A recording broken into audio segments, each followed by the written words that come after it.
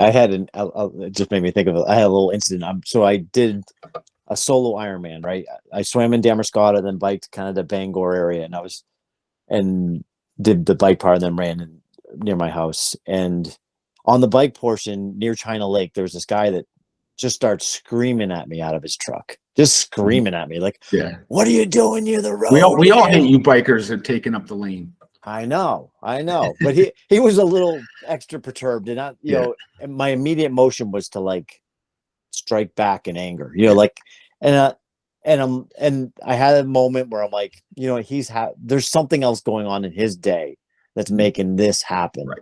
And I turned to him, I'm like, I've got nothing but love for you, man. Yeah. And he sped off, but I'm like, it made me feel, I could have made that situation worse. He could have rolled me off the road. I mean, like, he had a big truck and I was on a stupid little skinny bike with 1/4-inch wheels, like, but it doesn't take much to turn it the other way. And I've really, trying to live more by that. And you have to live that every day in your personal job. Right.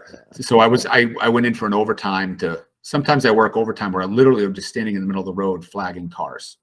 So this is a particular day that went longer than usual. I was only supposed to be there for 8 hours. I'm now going on my 13th hour standing in a road, waving my arms, literally dodging cars. It's now rush hour. People are trying to leave. So I'm starting to get heated because my feet hurt, my back hurts. I'm waving. My hip hurts, and it's now I'm cold, and a car cut the line and went up the wrong way, and now he's trying to get back, and he didn't do what I waved him to do, so I'm getting mad. I can feel my temperature. I'm holding everything I can do to not yell at him and not like pull him out of his car and write him a ticket. And I just like, stop, pause, let's get him out. And then the guy went by and he was like, "Oh man, I'm so sorry. I got in the wrong lane." And he was like, he's going by me at 10 miles an hour or 5 miles an hour. And we're having this really brief conversation. And I could tell he was genuinely sorry. And he was confused. There's construction going on. There's barrels. It's now getting dark. And I just, all right. And I remember yelling, "I'm not mad at you. I'm mad at the situation."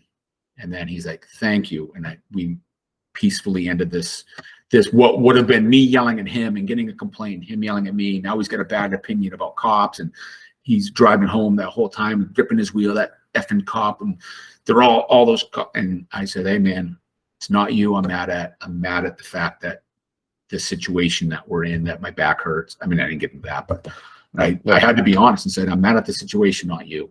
Please forgive me, and I forgive you." And that was a good, what would have been a similar angry encounter. We could have been mad at each other and then gone home for the day, still stewing about that guy in that truck got me so mad. And then he's driving home. That cop got me so mad. But we were able to piece it together and say, "Hey man, I'm sorry." And I say, "Hey, yeah, it's not your fault. It's traffic jam. Traffic happens." And such a minimal amount of effort on your part. Right. That leads to positive things. No, I think that's all. I can't think of a much better way to kind of wrap this thing up. That's awesome.